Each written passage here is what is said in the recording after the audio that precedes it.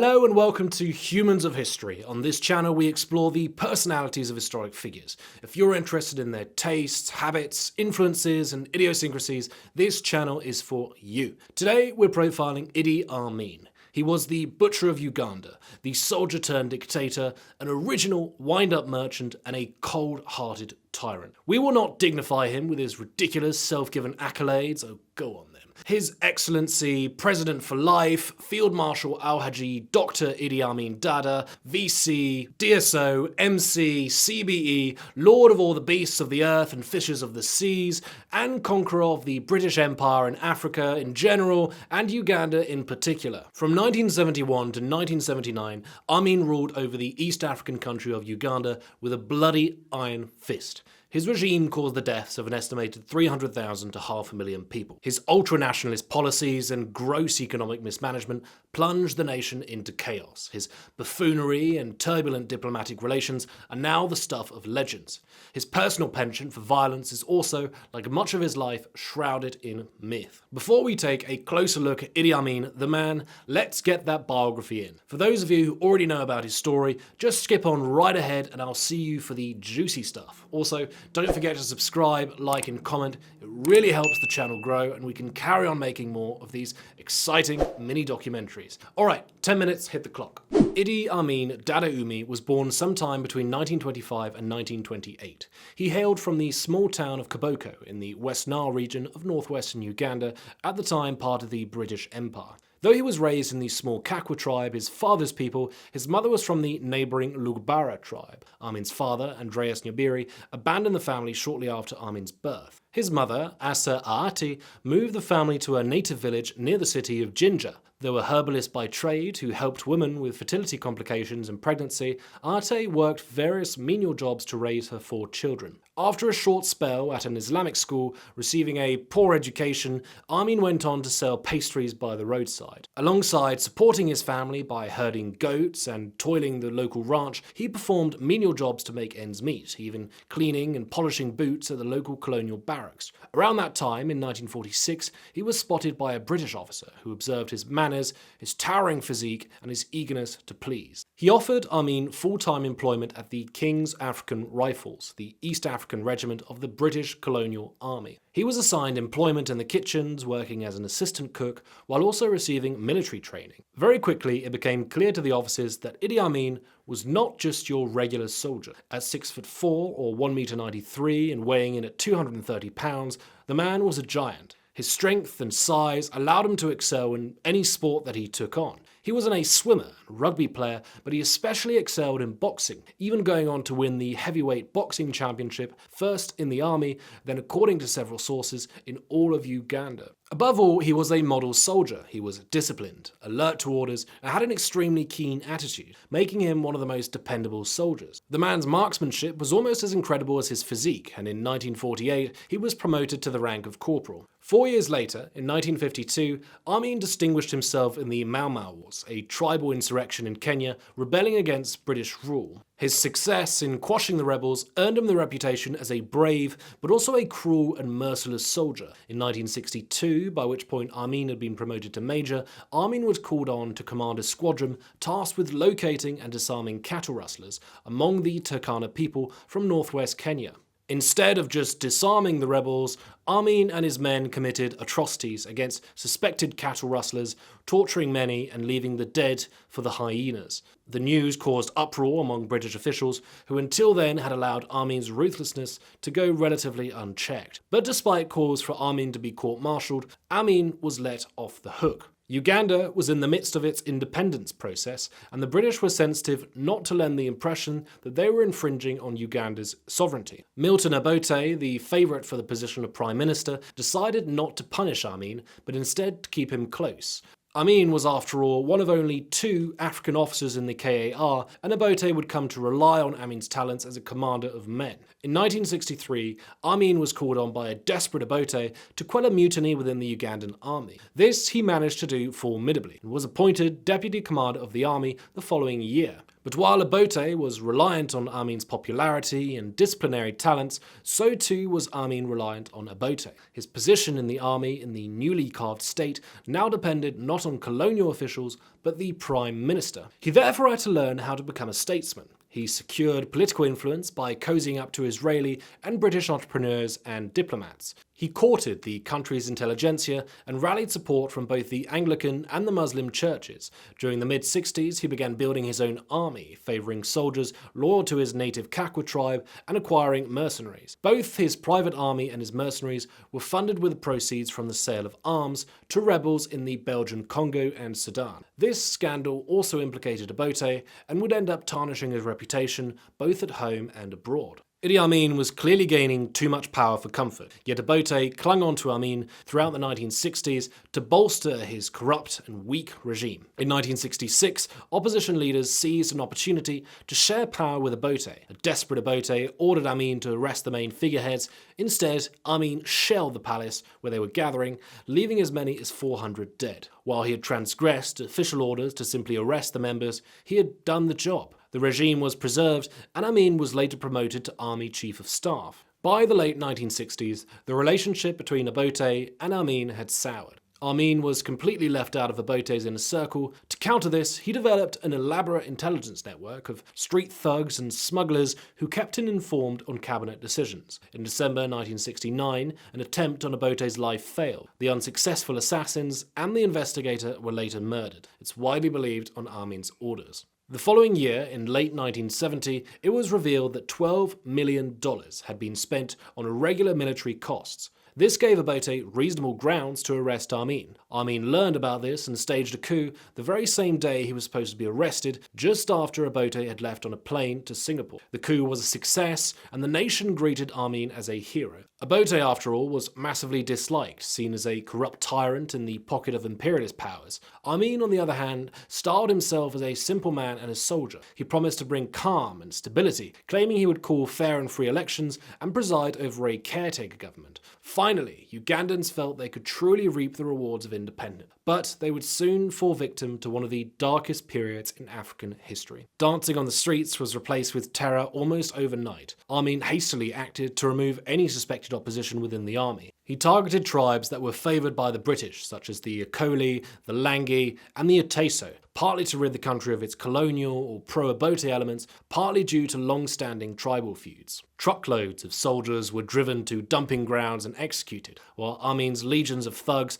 took advantage of the chaos to settle old intertribal scores, murdering indiscriminately. Despite promises to secure democracy, Amin sealed his grip over the country. He ramped up military power, replacing the purged soldiers with men from his native Kakwa tribe or others from the West Nile region. In the early stages of his rule, most Ugandans were unaware of the purges. Idi Amin was still seen as the strongman who could liberate the country from foreign powers and protect black African interests. Ugandans were inundated with state propaganda via radio and state pamphlets, lending hope for a brighter future and blaming the country's woes on the regime's predecessors. At the same time, state police bodies and intelligence networks were created to spy on Ugandans for signs of dissent and terrorize suspected rebels. Ultra-nationalist policies would occupy a large part of Amin's dictatorship. In 1972, Israelis were expelled from the country, announcing a U-turn in Amin's initially pro-West foreign policy. Amin embraced Islam and cozied up to the Arab world,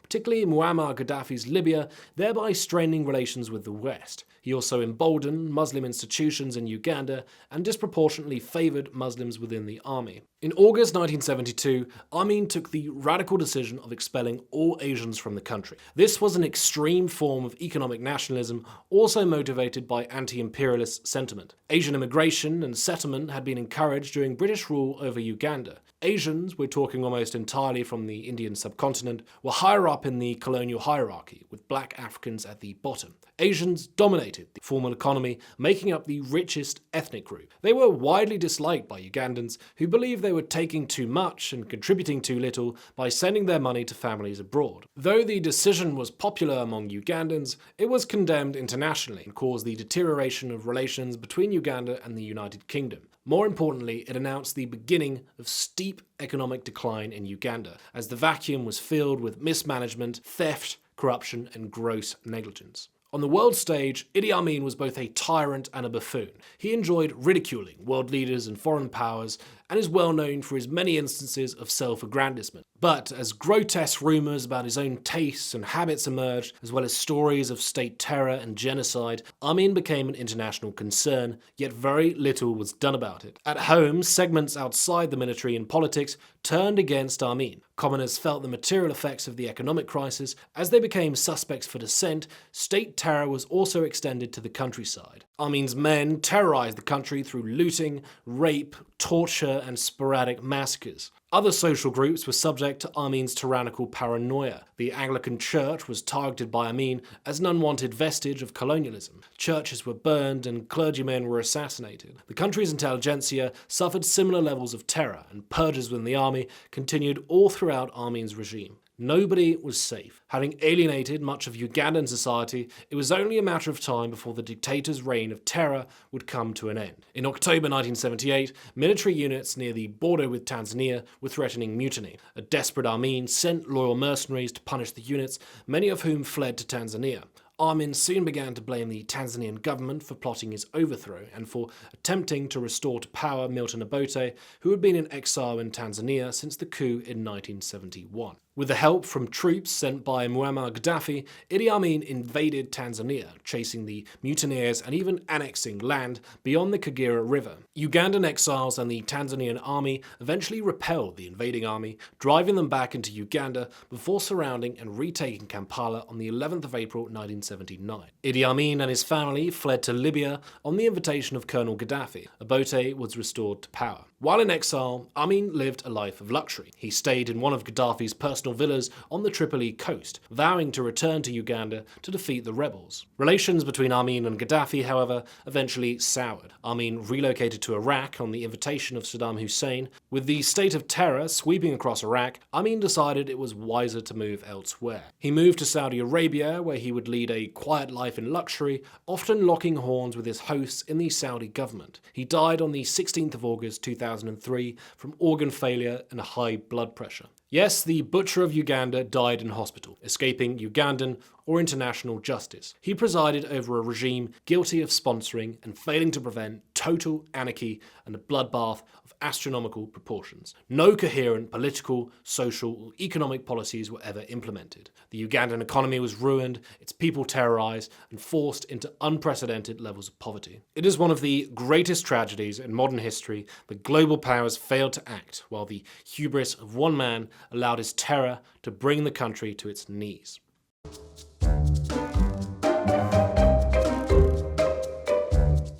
As usual, to get a clear overview of Idi Amin the man, we must start with his childhood. Historians generally agree that the British Empire played a huge role in the development of the dictator's personality and psyche. Uganda had been a protectorate of the British Empire since 1894. Named the Pearl of Africa by Sir Winston Churchill, Uganda was one of the most prosperous regions of British Africa and a large producer of cotton, rubber, tea, and sugar for the metropole. Idi Amin was raised as a victim of poverty and ignorance in the colonial system. His mother was a traditional herbalist, a role which carried prestige among Uganda's northwestern tribes and even allowed her to treat members of the Buganda, historically one of East Africa's most important royal families with roots in the 14th century. Under colonialism, however, she struggled to make ends meet with her 4 children, making pennies from tilling sugar plantations and performing menial tasks at the local barracks. The family lived in a typical kakwa house, made of wattle and clay, smeared with cement. Amin grew up usually having 1 meal a day, his time largely spent herding goats and supporting the family by working the land and carrying water from the Nile River. His mother, Asa, tried to enroll Amin in a colonial school, but was turned down because the schools were only open to the children of British businessmen, diplomats, and army officers. When he arrived in the city, he was ever closer to the more visible elements of British colonialism. Besides selling donuts on the street, he worked as a porter cum bellboy at the Imperial Hotel in Jinja, opening doors for and carrying the luggage of predominantly wealthy white folk. Through his mother's contacts, he would later find work at the local barracks, cleaning and polishing the boots of British officers. He was popular among British army men with his great physique and jovial spirit, despite barely speaking a word of English. He'd take part in rugby games, but even though he was friendly with the officers, it was clear he wasn't an equal. There was simply no way he could attend the more private events outside the rugby field, and despite frequent requests to play in regulation games, these were always denied. After being recruited to the King's African Rifles, the colonial army's racial hierarchy could not be more evident. All the officers were of course white Europeans, while foot soldiers were black Africans. In fact, even among the native peoples of Uganda, Idi Amin's Kakwa tribe was considered inferior. Because of the West Nile region's contested history, northwest Ugandans were seen by the British as a warrior folk of inferior intellect and civility to southern Ugandans, and therefore considered unfit for most economic productive roles. The only paths for social mobility for the Nubi people, as they were called, were therefore the army, the police, or the prison service. Before long, it would become apparent to Amin that the burden of protecting British interests in East and Central Africa lay not with white Britons, but with black foot soldiers. They were expected to do the dirty work, assigned dangerous missions suppressing tribal insurrections, mediating intertribal conflicts, and punishing cattle rustlers or other criminals. Despite their services to the metropole, black soldiers' careers were capped to the position of effendi, the equivalent of a sergeant. What's more, soldiers requesting British citizenship frequently had their applications denied. The extent to which each and every one of these factors shaped Idi Amin can never be known, but one thing appears to be clear. The experience of British colonialism, with its segregation, racism and paternalism, would remain with Amin for life, and famous elements of his rule appear to show this. First, we have repeated instances of Amin's attempts to humiliate the British. In one episode, he forced several white advisors to swear an oath of allegiance. While this is normally done standing, Amin demanded that they kneel. You could put this down to Amin's megalomania, however, there's no record of obligating his African advisors to do the same. In another instance, during a banquet, he ordered 4 British businessmen to carry him on a sedan chair. He knew full well that photographs of the bizarre incident would circulate widely across Uganda, Africa, and indeed the world. Another veiled attempt to humiliate the British while in power was the creation of a Save Britain Fund during the nation's economic troubles of the 1970s. He offered a loan of around £600 to a country with a deficit of £3 billion. He even claimed a community of Ugandan farmers had rallied to the call, with an entire truck full of vegetables and wheat ready for collection by their former colonial masters. I am very annoyed. I'm waiting for his reply so that I have requested him for aeroplane, so that I can send the food, because some people donated food lorry of vegetable, 3 tons, to be given to the friends in Britain, but he hasn't sent aeroplane yet. Famous examples also include his self-given title as conqueror of the British Empire, and of course, the last King of Scotland, a nod to his supposed admiration for the Scots and love of bagpipes and kilts. More seriously, perhaps, is the expulsion of Asians in 1972. This was a cornerstone of Amin's broader policy of black nationalism and the rejection of all legacies of Uganda's colonial past. Amin knew that the radical decision to immediately expel the Asians would cause particular uproar with the British, who were still looked upon to uphold the interests of the Commonwealth. Nonetheless, he defied all pleas to reverse the policy and ignored all threats of sanctions. Now, to trace all of these actions and decisions back to one man's experience of colonialism might be a bit of a stretch. There were other matters at play. Ugandans, for one, massively disliked the Indians, who were resented for their economic monopoly as well as their failure to integrate. Unbeknownst to many, the expulsion had even been planned by Obote, Amin's predecessor, as a priority for the newly independent nation. It was therefore politically strategic for Amin to go ahead with the policy, albeit at the cost of international outcry.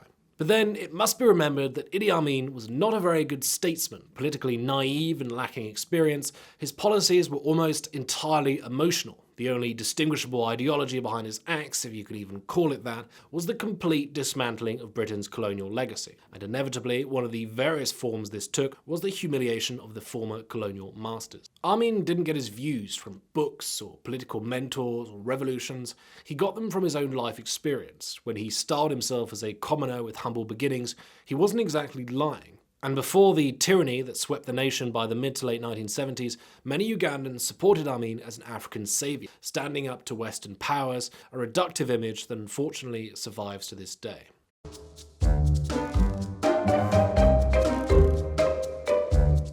British colonialism would have another undeniable impact on the man. That would be what you could call a military identity and worldview. Mark Leopold, in his clinical dissection of Amin's personality, claims that the king's African rifles, quote, made him the man he became. Let's turn to his time in the army. Idi Amin, in his time with the KAR, was an outstanding soldier. He learned that ingratiating himself with the British officers was an excellent way to win favour and move up the ranks. Also, it seems military life and Amin's personality went together like donuts and coffee, while his time in the army exposed his innate talents. First, he was extremely well disciplined. His boots were always spotlessly polished, his khaki uniform always immaculate with razor-sharp creases. As he moved up as a foot soldier, he would berate his comrades for marching out of step or wearing dirty clothes. He was unwaveringly obedient and extremely alert to commands. This, together with his appreciation for British traditions and customs, gave him the reputation as fiercely loyal and pro-British. Though he barely spoke English in his early days, only knowing certain phrases like "yes sir" and "right you are sir," he was always chummy with the British commanders. Upon Amin's promotion to Major in 1969, his commanding officer, Iain Griffith, wrote, quote, Amin is a splendid man by any standards, and is held in great respect and affection by his British colleagues. In another testimony, an officer said, everyone really liked him, especially the Europeans. They thought the world of him. Also, Amin was definitely praised as KR material thanks to his physique. The man was a giant who towered over virtually anybody, and at 230 pounds cut an impressive figure. It was this, his muscular build and his athleticism, which allowed him to excel in essentially any sport he took up: rugby, swimming, football, tennis, and particularly boxing. One commentator observed later in life, to this day I have yet to see another enormous person move himself with equal speed. He was far and away the fastest man I have ever seen flashing his way around the inside of a boxing ring. Later in life, Amin was asked how he wished to be remembered and stated, quote, just as a great athlete, reminiscing his boxing days. Apparently, he was also a phenomenal shot. An officer remembers Amin as a, quote, remarkable marksman on the range, always alert and noticed the slightest movement. He had extraordinary eyesight. As he rose up the ranks, it became clear Amin was a born leader. He was fearless and brave, with a reputation for loving danger and requiring very little rest. He also demonstrated fierce regimental loyalty, and by the account of an officer, cared greatly for those on duty with him. According to the officer, he would, quote, never eat until his men and staff on other duties had been fed and accommodated, and as a result, his men worshipped him. Amin's talents and loyalty to the British appeared to be confirmed during his time leading troops in the Mau Mau uprisings between 1952 and 1954. The methods he used to extract military intel from the rebels were ruthless, more on that later. Above all, he quickly learned how to kill, a less glamorous part of military life of course, but one which historians generally agree shaped Amin's disregard for human life. His cruel methods were controversial for many and lauded by some. After all, they delivered results. In interviews, Amin would look back on his days in the KAR as some of the happiest days of his life, and they certainly seemed to be some of the most formative. He would after all rule by military dictatorship, military matters being one of the few things he knew much about. Since he was virtually illiterate, edicts were shared via the press, television and radio, as if common Ugandans were soldiers expected to follow orders. The streets of Kampala were as clean and tidy as barracks. The military budget was, of course, disproportionately larger than that allotted to other departments, and Amin would frequently go on elaborate shopping sprees for aircraft, artillery, armoured vehicles, and state-of-the-art weapons. Though he gave Ugandan soldiers free rein to pillage, loot, and kill at will, he was cautious to keep control over the higher ranks. He would regularly change commanders, allowing no one but himself to remain in control. This more serious facet to his character is in stark contrast to a man widely regarded as a buffoon on the world stage, a man whose uniform drooped from the sheer weight of self-awarded medals and honours. But just how much of a clown was Idi Amin really, and to what extent was he masterminding his own image?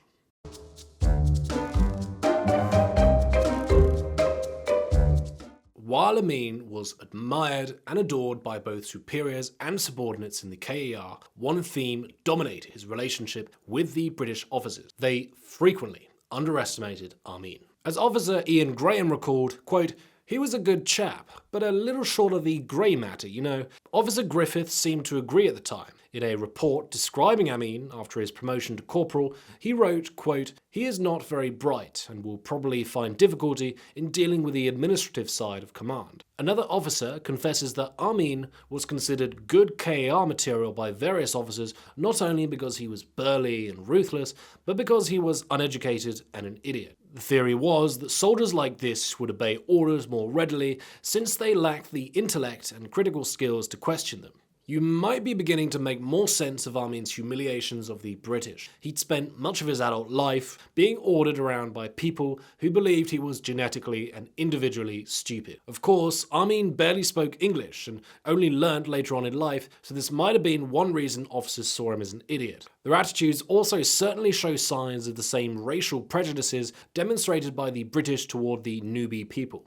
In their eyes, the boisterous and eager-to-please giant was therefore a capable warrior, but without the intellectual abilities for non-combat roles. It didn't occur to the officers, however, just how much he was learning for his own personal benefit. In the absence of any higher education, the army was like university to Amin. He quickly understood the wonders currying favour with officers could do to his standing in the military. And the military knowledge he was always extremely keen to acquire would not just go in one ear and out the other. Despite this, though, the impression of an idiot would stay with him throughout life. According to Mark Leopold, what most didn't realise about Idi Amin was that he was, quote, "a fiercely intelligent, if unschooled man who had learned in the army a lot about bullying Africans and manipulating Europeans." It would have been this mixture of cunning and cutthroat ambition which allowed him to rise to the top of the Ugandan army, navigate the labyrinthine politics of post-independence, and seize power. We can't really know his intellectual talents for sure, it's more a matter of opinion. His many interviews usually revere a clear mind with pretty logical trains of thought, and his rise to power and rule for 8 years can hardly be put down to luck. Amin's political rival, Henry Kyemba, wrote this of the man in his memoir, quote, "True, he is nearly illiterate, he is politically naive, he is violently unpredictable, he is utterly ruthless. Yet he is also jovial and generous, and he has extraordinary talents for practical short-term action, for turning apparent weakness to his own advantage, and for asserting his leadership among his gang of thugs." Once Amin was in power, he was a clown on the world stage, a ridiculous, self-flattering figure who had a strange knack for humiliating both himself and others too. For example, he suggested to the Queen of England that if she wanted to have a wild night out on the town, she was welcome to come and visit him in Kampala. To Richard Nixon, in the midst of the Watergate scandal that would lead to his resignation, he sent him a get-well-soon card inviting him to Uganda for a long and well-deserved holiday. There's no denying Idi Amin had a sense of humour, however bizarre or dark it might have been. After an unannounced visit to Britain, he was asked by the Queen, "To what do we owe the unexpected honour of your visit?" Amin replied that, quote, "In Uganda, Your Majesty, it is very difficult to find a pair of size 14 shoes." His son Jafar also recalls his taste for practical jokes. He would slip savage amounts of chili into the food of family or guests. One of his children was the victim of his dinner table buffoonery, and while gasping for breath in a sweaty panic, the man was in a roaring fit of laughter. He also slipped Tabasco into the drink of one of his advisors, General Moses Ali. Probably didn't go down so well. These pranks and jokes came to the great annoyance of his children, who, quote, "just learned to take them as they came, like an embarrassing, well, what can you do, uncle figure." On the world stage, however, you couldn't exactly ignore him. Amin continually shocked the world with clownish and often outrageous statements and actions. The thing is, Amin absolutely revelled in it. He was, if you haven't realised already, a colossal troll. He got his kicks from winding up people whom he knew thought he was a clown. And besides using his huge personality at home for populist ends, he understood that his sense of humour, which would have come very naturally to him, had political weight. First, he used humour as a dead cat technique to divide and confuse and deflect attention during moments of intense populist scrutiny and crisis. This is nothing new to us in the post-truth world of Tweedle Trump and Tweedle Bojo, but Amin was something of a pioneer in that regard. Ridiculous telegrams that he sent to the British announcing impromptu state visits were often cause for alarm in the government. On several occasions, they were sent in moments of diplomatic breakdowns or after reports had emerged on disappearances and the discovery of mass graves. The British, in particular, were constantly at a loss to comprehend the man, and understandably so. Even the people who knew him well didn't know when he was joking. Mark Leopold theorised the man himself perhaps didn't know when he was joking and developed an ambiguous sense of humour as a defence mechanism during his time in the KAR when his English was non-existent and later broken. This is possible considering his reputation for mood swings. A loose grip over his humour meant he could easily flit between thunderous laughter one moment and tyrannical tongue lashings in the next. His jokes were also often aggressive and contained veiled threats of violence, like this for example. I wanted to ask you, are you not afraid of interviewing the conqueror of British Empire as you are British? You are not afraid of...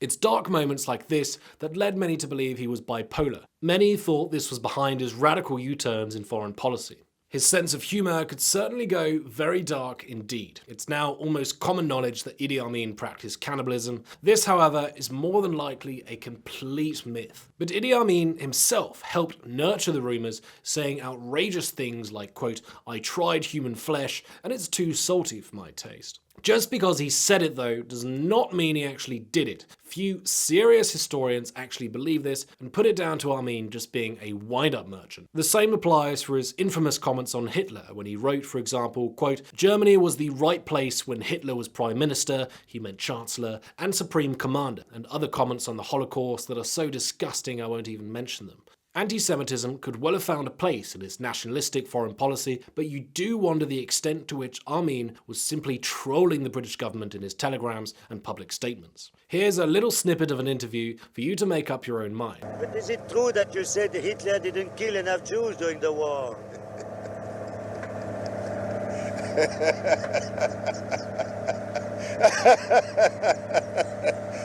Why do you ask me about Hitler? The Hitler's problem is now past tense.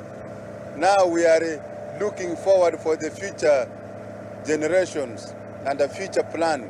We are no longer going back to Hitler's. It's statements and moments like this that gave rise to the belief Idi Amin was a stark, raving lunatic and the epitome of evil. Today you'll find Amin among the favourites in books and TV series like The World's Most Evil People, The 50 Most Evil Men and Women in History, or simply Monsters. Or explore at length anecdotes about refrigerating the decapitated heads of his enemies, feeding his victims to crocodiles, murdering his wife, eating human flesh, the list goes on. Again, there is no serious evidence for any of this, and few credible sources actually buy this. The thing is, Idi Amin makes good copy. He does now, and he did when he was in power. He knew this, relished the attention, and used the publicity and the distraction to his advantage.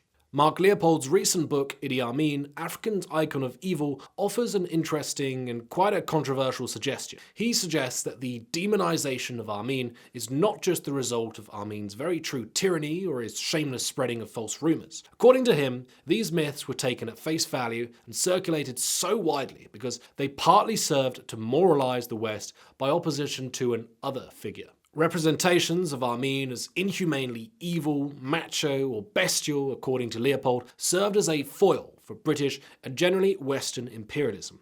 The depictions therefore reaffirm the West's morality and spiritual grace by opposition to pure evil, which is of course as far and remote from anything imperialism could have produced. Many of Amin's public statements were completely misinterpreted by the West. Amin told his countrymen that his decision to expel the Asians came to him in a dream as a sign from God. Foreign powers scoffed at this as an example of buffoonery, idiocy, or sheer madness. What many didn't realise was that in a deeply religious, if multi-faith country like Uganda, this was plausible. Stretching back millennia across human history, the subconscious has been seen as an intermediary for divine communication, and this decision was therefore politically sound. We've also already seen that the decision to expel the Asians was condemned worldwide, but in reality was popular among many Ugandans. Finally, before terror descended across the nation, many Ugandans relished in Idi Amin's buffoonery or humiliations of Western powers. It's possible, therefore, that Amin's clownish behaviour was encouraged by his own countrymen, and he was never shy to broadcast his jovial and seemingly fun-loving personality to all. With that said, it stands to reason Idi Amin was a brutal tyrant. Humanising him is not the same as being an apologist for him. Here we have a deeply flawed man with worrying ideas of self-importance and little care for human life. In short, we have a textbook tyrant of the most dangerous kind.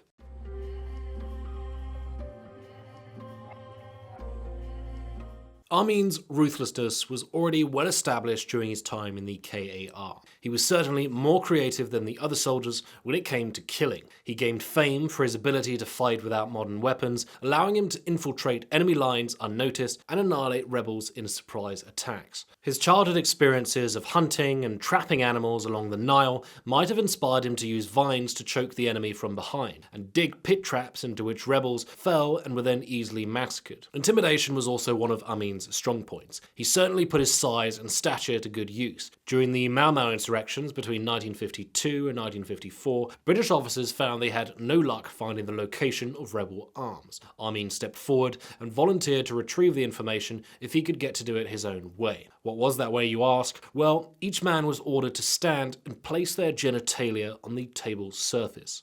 Amin stood beside them, machete in hand, threatening to sever their male member unless they gave rapid answers. As you could probably guess, the men squawked like little cockatoos. Left unchecked and even encouraged, this ruthlessness would only intensify. However controversial his methods might have been, Amin got the job done, and fast. By 1963, he was sergeant and, as mentioned earlier, was tasked with the suppression of cattle rustlers among the Turkana people in northwest Kenya. In this instance, Amin had considerably more autonomy than in earlier missions, and his cruelty really came to the fore. The savage executions have already been mentioned, but there are also various instances of castration and other forms of torture to obtain military information. Amin also allegedly executed 12 tortured victims by laying them on their backs, crushing their chests with his rifle butt, and stomping on them with his feet. He later ordered their relatives to dig their graves and bury them. You can therefore see what Amin could do when given sufficient wriggle room within a loosely coordinated military hierarchy. Now imagine the same man in charge of an entire country. Imagine him above the rule of law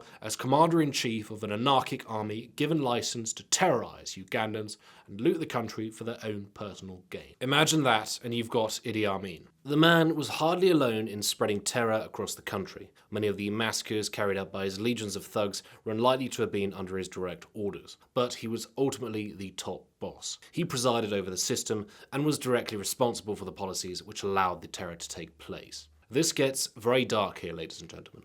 First, we have the ethnically motivated purges within the army, targeting tribes favoured by the British and also those loyal to Amin's predecessor, Obote. We're talking entire barracks annihilated, one after the next, all over the country. Prisoners were sometimes ordered at gunpoint to kill other prisoners. One reported method was to give a prisoner a hammer and order him to beat another prisoner to death with it. He was then killed the same way by another prisoner, and so on. We also have testimonies from prisoners reporting that after being manhandled into execution chambers, they were forced to scrub and clean thick blankets of coagulated blood left over from previous victims. A particularly heinous crime fostered by Amin was the rise of the so-called body finders. With men disappearing all over the country in the early stages of Amin's rule, desperate relatives called upon members of a new profession to help locate the bodies of their missing family members. These body finders, charging anywhere between $600 and $4,000, were paid to track the bodies and return them to the agonized relatives. All they had to do was speak with high-ranking members of the army or Amin's secret police units, who would reveal the body's location in exchange for a hefty cut of the body finder's pay. Often, many bodies were never returned, even if the money was pocketed. When most Ugandans began to fathom the extent of the state terror in the mid to late 70s, the unscrupulousness of Amin's thugs, the mass graves, the rape and pillage, state-sponsored assassinations, all of it, the masses turned on Amin's regime. Alas, the result was an even greater crackdown from Amin, granting more power to secret police and intelligence units. Amin said to his advisors, quote, "I have to kill my enemies before they kill me." This sums up rather neatly a major cause in the terror that swept the country. Ugandans who spoke against the regime were tortured and killed. Even politically passive people, denounced by actual dissidents wishing to avoid torture or death, were butchered by the tens of thousands. State-sponsored crime provided even greater cover for private, often intertribal killing. As with other dictatorships, it is always incredible to think that such death and destruction finds its source in such an unstable mind and a self-inflated ego. Once he seized power, he did all he could to retain it, whatever the cost. An anecdote from 1970, before Amin even became dictator, is quite telling of what the man was capable of. Milton Obote, believing that Amin had become too powerful, ordered his men to remove the officer from the army. Obote rightly predicted that a military coup was imminent. Amin, however, received a tip-off. off. When Obote's men came to apprehend him, Amin flew into an uncontrollable rage. He gripped a hand grenade, pulled the pin, and threatened to blow everybody up unless he was left alone. A tidy metaphor for Amin's later refusal to give up his power. Human life appears to have been of little or no importance to him. Not once, during or after his rule, did he show any public hint of remorse for the terror he allowed to engulf his country or for the blood of hundreds of thousands of Ugandans on his hands. Instead, after his forced exile, he actually sought to go to war with Tanzania, punish the military rebels, and restore rule in a country whose people he claimed, quote, needed him. Opposition was always met with greater violence, to the point where he alienated all of the country's main social groups, religious leaders, justices, statesmen, the intelligentsia, and more crucially, the army. In the twilight of his rule, Amin was a paranoid wreck. According to his bodyguards, Amin moved from one hotel or residence to the next, always heavily guarded, frequently changing cars and rarely appearing in public. He was more erratic than ever, trusting no one, not even his loyal generals. He no longer visited his troops and slept with a loaded rifle by his bedside. He had been used to alienation on the world stage, reveling in winding up the West, but now his countrymen hated him, and his days in power were numbered.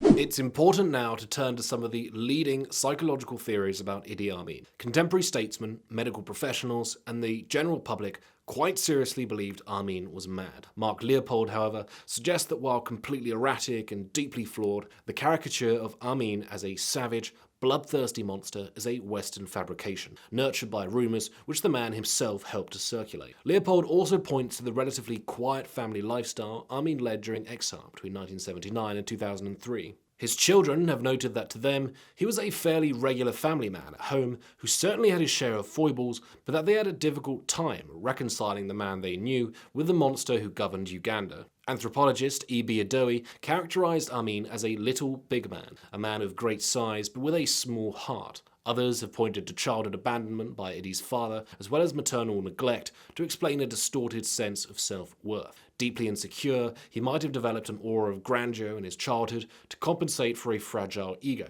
navigating a scary and hostile world. This could explain the many titles and accolades he awarded himself, his sense of divine mission, and his laughable self-praise. Dr. Mallory Wober, a former social psychologist, wrote that, quote, such a person needs emotional support and the emotional reward of being accepted and highly regarded. Such a personality is sensitive to personal slights, is conceited and arrogant, and tends to be suspicious. I think Amin ticks all the boxes there. Wober placed special importance on the role of the British in shaping Amin's psyche. He believes that Amin was, quote, in a post-colonial psychic condition characterized by an insecure dependency on the formal imperial power. According to his theory, Amin found comfort in British colonial institutions during the most formative years of his life. When Uganda gained independence, it's only normal that a man who made a name for himself in these institutions felt a bit of a void. Amin would then have tried to assert his own psychological needs, admiration, respect, dignity, and so on, in ways which coincided with the values of a nation seeking self-rule. His fixation on Britain throughout his rule is telling. There was this need to tease, humiliate, and conquer it on the one hand, but on the other, the need to seek legitimacy and attention from it, and even visit it in person. The British are my best friends. I wish I understood that. I consider the people of Great Britain are my best friend. I have very many friends in Britain. According to Wober, he therefore might have seen himself as, quote, a paternal embodiment of the national identity, liberating black Africa from the throes of British colonialism. He might have seen his mission in Uganda as necessary and inevitable. This seems to be backed up by his own remarks to his advisors when he reportedly said this, quote, in any country, there must be people who have to die. They are the sacrifices any nation has to make to achieve law and order.